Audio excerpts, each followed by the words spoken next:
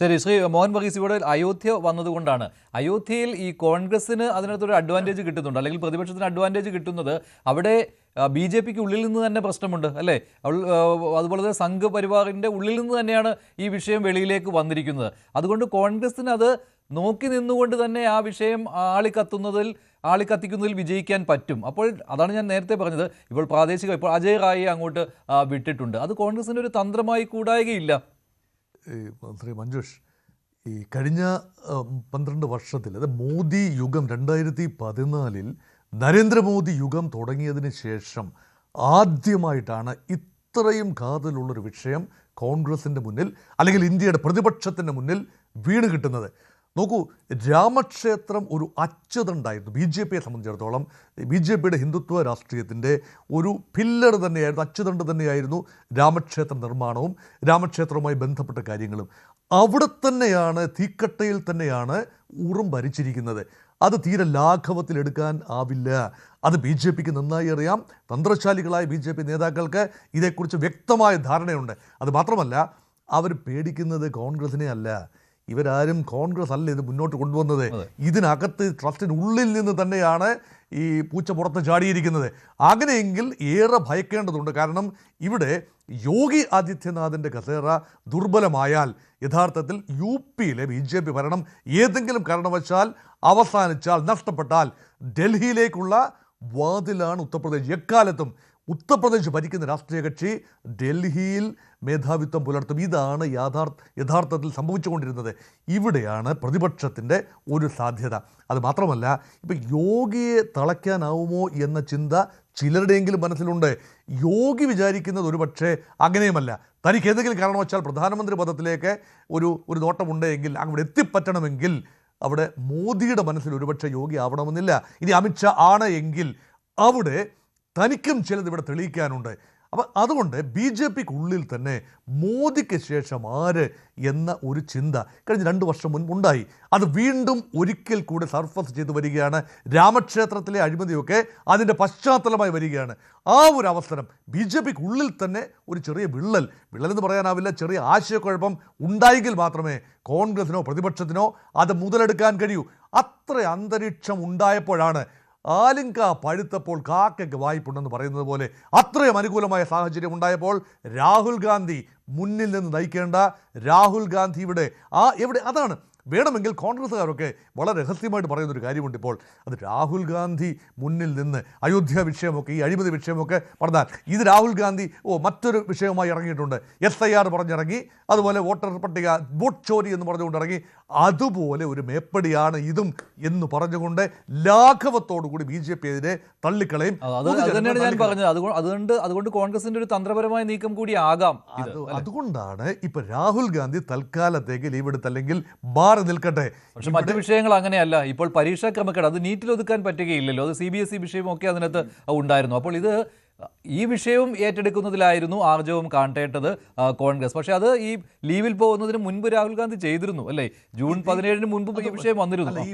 ഒരു വിഷയം ശ്രീ മഞ്ജുഷ് അറിയാൻ മേലാത്തതുകൊണ്ട് ചോദിക്കുകയാണ്. ഈ വിഷയം അങ്ങനെ ഈ 17-ാം തീയതി വിട്ടുകളയാൻ പറ്റുമോ? ഈ 17-ാം തീയതി രാജസ്ഥാനിലെ കോട്ടായിലെ പൊതുസമ്മേളനത്തിൽ സംസാരിക്കുന്നു. അതിനുശേഷം രാഹുൽ ഗാന്ധിയുടെ, പ്രതിപക്ഷ നേതാവിൻ്റെ വെയർബൌട്ട്സിനെ കുറിച്ച് ആർക്കും അറിയില്ല. KC വേണുഗോപാലിന് തന്നെ അറിയാമോയെന്ന് എനിക്കറിയില്ല. സത്യത്തിൽ അറിയില്ല. അറിയാമായിരിക്കും, അവർ തമ്മിലുള്ള ഇരിപ്പോശം നോക്കുമ്പോൾ അറിയാമായിരിക്കണം. അങ്ങനെ അല്ലല്ലോ വേണ്ടത്. ഒരു വിഷയമെടുത്താൽ അത് കടിച്ചു നിൽക്കുകയും അവസാനം വരെ ആ വിഷയത്തിന് ത്രെഡ് നഷ്ടപ്പെടാതെ കൊണ്ടുപോവുകയും ചെയ്ത് പിടിച്ച് കെട്ടുന്നിടത്താണ്. കലപ്പയ്ക്ക് കൈവച്ചിട്ട് പിൻവാങ്ങുന്നിടത്തല്ല വിജയം.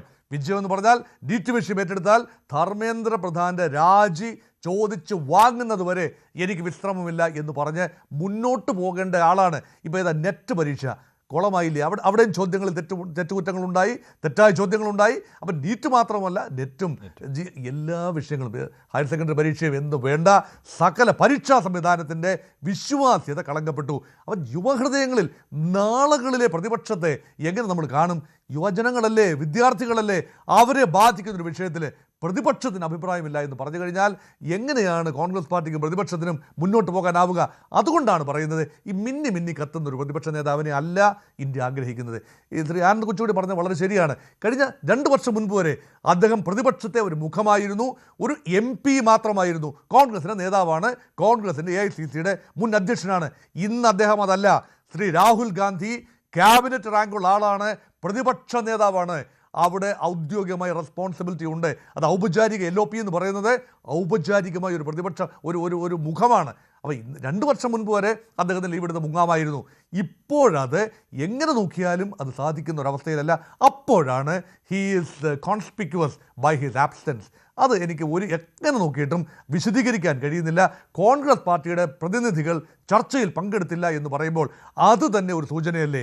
അവർക്ക് അറിയില്ല, അവർക്ക് മറുപടി പറയാനാവില്ല. അവരോട് മഞ്ജുഷ് ചോദിക്കുകയാണ്, ഒരു കോൺഗ്രസ് പ്രതിനിധിയോട് മഞ്ജുഷ് ചോദിക്കുകയാണ്, ഇന്ന് പറയാൻ സാധിക്കും, ഇന്നടത്ത് പോയി എന്ന് പറയാൻ സാധിക്കുമോ, ഞങ്ങൾക്ക് പറയാൻ സൗകര്യമില്ലെന്ന് പറയാൻ സാധിക്കുമോ, അല്ലെങ്കിൽ ഉരുണ്ട് കളിക്കാനല്ലേ പറ്റൂ?